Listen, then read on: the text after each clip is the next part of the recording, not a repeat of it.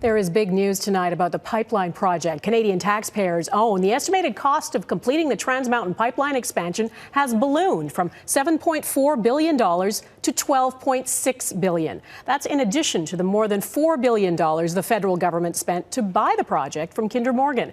That brings the total investment for taxpayers to more than $16 billion. And the project to carry more Alberta oil to the BC coast isn't even finished yet. Our Ottawa Bureau Chief Mercedes Stephenson is watching this. Mercedes, the finance minister held a news conference today to talk about this. How does he account for this huge jump in costs? Well, Donna, Finance Minister Bill Morneau says the pipeline today is dramatically different from the project that Kinder Morgan had planned in 2017. And while the new number has many gasping in sticker shock, Morneau says the increased costs mean a better pipeline, both in terms of the build and social license. The two biggest factors in the cost increase that he identified: changes in the pipeline's design and the court-mandated Indigenous consultations that had to take place before it could be built. The new blueprints, he says, make it more environmentally friendly and safer. And those consultations, of course, took time and money, as the government met with 129 Indigenous groups, some of whom still oppose the project. The CEO of Trans Mountain also said that these delays were one of the biggest factors in the increased cost. Mercedes, when the Prime Minister made the decision to buy the pipeline project, the idea wasn't to keep it forever, but to turn around and sell it once it was de-risked. There are proposals now to buy it, including from Indigenous-led groups. Can they afford to buy it now, and is it still commercially viable? Well, those are great questions, Donna, and the finance minister and CEO of Trans Mountain both say the pipeline is still commercially viable, in part because it's already bringing in income now. Remember, there is a pipeline in the ground that they're twinning, and it's expected to increase in value when it's able to actually move oil in its larger iteration. But here's what Bill Morneau had to say about trying to resell it in the future and whether or not it's viable. We went through a due diligence process to consider how this would be commercially viable. This was in the range of considerations that we looked at. Of course, the project will deliver $1.5 billion of available cash flow once it's finished, which means that it remains commercially viable.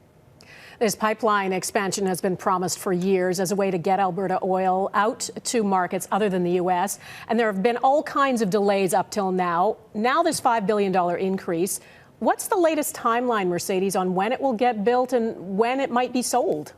Well, Donna, shovels are already in the ground and they're moving forward. But as for when it will be sold, that remains to be seen. The finance minister said today that they'll sell when the time is right, and they're convinced they'll be able to find a buyer even with the higher cost. But who will be willing to buy it and when that might happen remains to be seen. All right, Mercedes Stephenson in Ottawa, thanks. The other big decision looming for the federal government is also in Alberta, the Teck Frontier oil sands mine. And tonight, Alberta is warning Ottawa not to give the province an aid package in lieu of approving it. It's a massive proposed project just south of Wood Buffalo National Park. If approved, open pit oil sands mines would cover 24,000 hectares.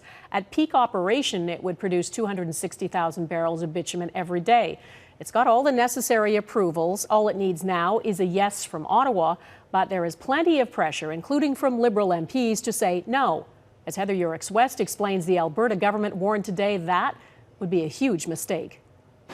With just 3 weeks left until Ottawa decides the fate of a proposed oil sands mega project, the political rhetoric is ramping up.